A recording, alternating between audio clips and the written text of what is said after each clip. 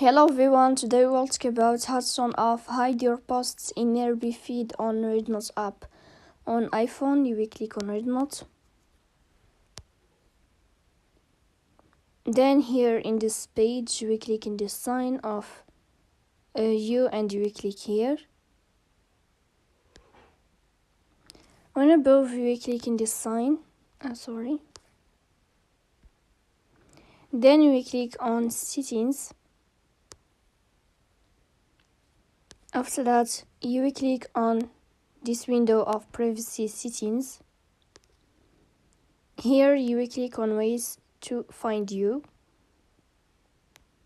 Then we click in this sign.